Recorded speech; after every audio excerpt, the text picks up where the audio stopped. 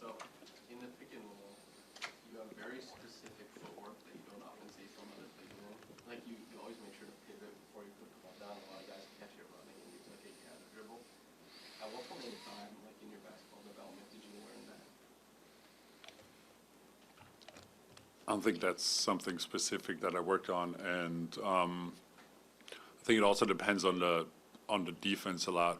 I think I do that in situations when the big helps up. It's almost like a trap, and then I get a pocket pass, so I'm almost expecting a rotation from somewhere.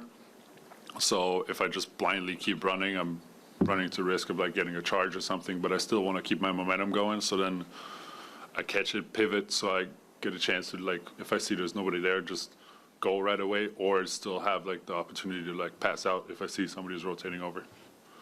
But I think that's, like I said, I think that's just something that kind of developed from playing experience, not like a drill that I worked on. Do you find that like it has been pretty good at keeping guys off balance? Just from like watching the film myself, it seems like it's extremely effective. Like I said, it's not like a specific move that I like consciously like try and make it. I think that's just like me now looking back at it. Now that you mentioned it, like that's kind of why I do it. It's not something I actively like try to implement in my game.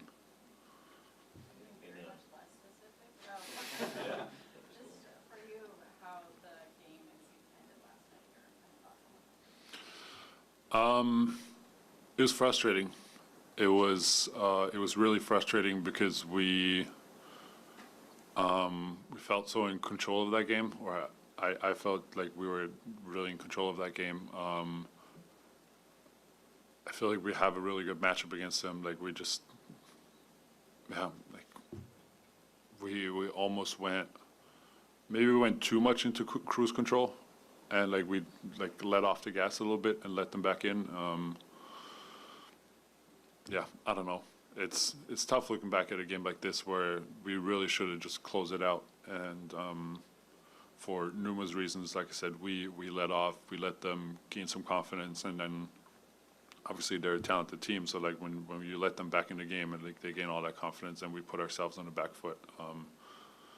So yeah, it hurts to go out like that, and it's kind of like what I said before the game, like the nature of a one and done game like that. You can't allow yourself to relax even for a minute, because if we just kept doing what we were doing, we would have been fine. We probably would have closed the game out easily, but we made it a close game towards the end, and then yeah, it's a matter of one shot going in or not, one call going your way or not. Like, and we shouldn't have let it get to that spot. In terms of understanding the value of each possession, you mentioned going too much into cruise control. How far do you think this team is in really understanding that, and how quickly things can kind of slip away? I mean, I think we're aware of it. Obviously, like we're pretty experienced. We're not like super experienced. I think it's, to a degree, it's like a natural thing when it feels easy that you kind of relax for a little bit. You gotta like kind of fight that instinct and like just be mentally aware of the fact, like, no, we cannot let up here. Especially you would expect them, if they're down, like kind of like a last ditch effort, like to just put it all out there, and you gotta, yeah, fight that head on. Yeah, I mean, I don't know. I don't think it's an experience issue with us. I think we're aware of it. It's just, yeah, it's just a mistake we made last night, and we couldn't afford to make it.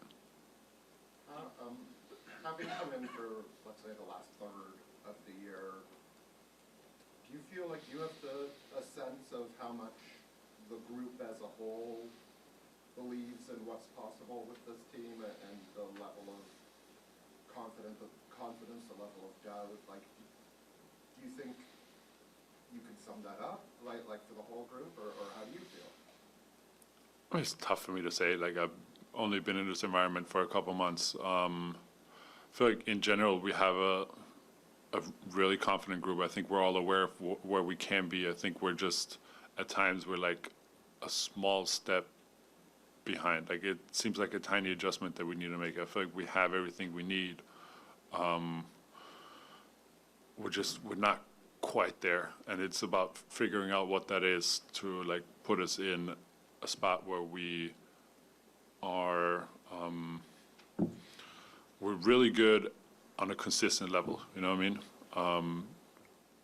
And but what those adjustments are, like it's like I said, it's not always easy to figure out. It might be like a small change in mindset here. It might be a small tactical change. I don't know. Like I can't tell you that. Like, but it's about figuring that out to become a winning team, like a really winning team. How much patience do you have for getting this team over that hump? Because when you got here, you spoke about how you want to be a part of a team that wins into the playoffs, right? So I'm just wondering, you're obviously an upcoming free agent. How much patience do you have to be here and to help this team grow into that contender? I mean, it's not really about my patience. I feel like I got plenty of patience for that. That's not really a problem. I'm trying to figure out what we need for us to get there. And yeah, I don't know. In my mind, I keep coming back to consistency, which at times is out of our hands as well, with like injuries and like the team kind of myself adding a new piece to it, like stuff like that.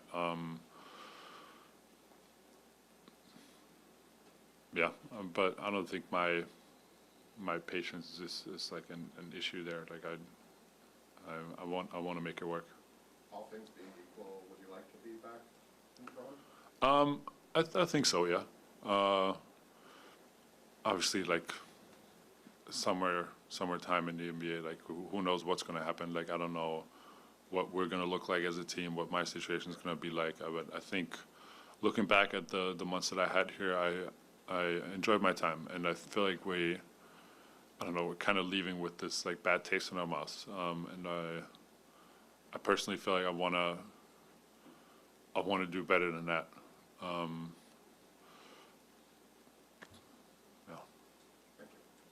What was your favorite thing about coming back to the city? Obviously, when you came back right after the trade, you seemed quite excited about the opportunity to come back here. Was there anything that really stood out to you through your short second stint here so far?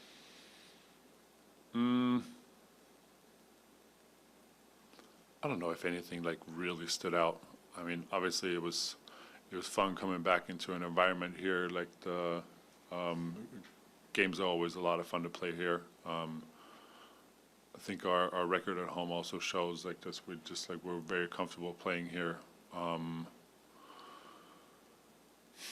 Yeah, I mean, seeing all the people around here again, like a lot of familiar faces from way back when. I really enjoyed that part of it. Like just rekindling those relationships was really enjoyable for me. Yeah, it was an overall like good experience these last couple months. I don't know if something like really stood out. You played for a team earlier this season that had different aspirations. What's it like playing for a team that's more focused on development in the future than sort of winning this season? In any given season? It was. I mean, it was different mentally.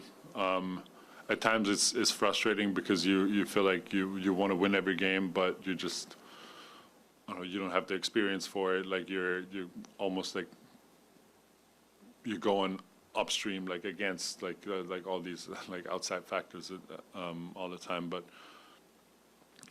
it was interesting for me to be part of that environment, to be like a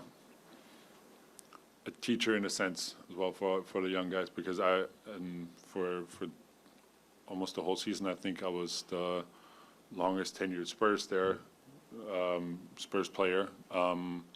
So I was trying to teach the young guys or the new guys like what the Spurs culture was about, which for me, like a year or two before that, I was still trying to learn that. So that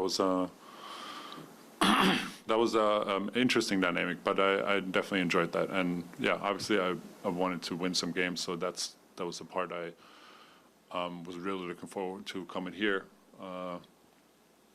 being part of a winning environment, being part of that intensity again, that like every game matters mentality. How valuable, San Antonio is an organization that's had a lot of success.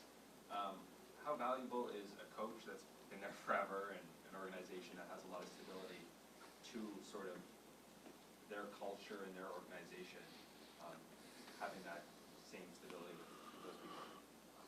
I mean, it adds a lot of value, yes, because he embodies that culture like Pop does. So as long as he's there, I feel like that culture is gonna stay alive, and it's a very positive culture. Like as far as I've experienced it, like I've had nothing but good experiences with that. The way they treat their players, like the whole organization is run, like at least, like I said, from my perspective, from what I've learned and experienced over the years, was great. And yeah, probably like him being there for so long and like having a chance to build all that over a long period of time definitely helps. Yeah. Anybody else? When you mentioned the bitterness you felt after the game last night, did you sense that across the locker room and, you know, wanting to come back next season and get it right together? Do you feel that unity in that? I mean, you definitely sense the bitterness, yeah. And like different guys deal with it in different ways. Like, but you could tell that guys were upset. Like, I don't know, obviously, like nobody likes to lose. Like, definitely nobody likes to lose in that fashion in a game like this. I don't know. I mean, I don't know if guys feel like they want to come back or not. You're gonna have to ask them. Thank you. Thanks. Yeah, have a good summer.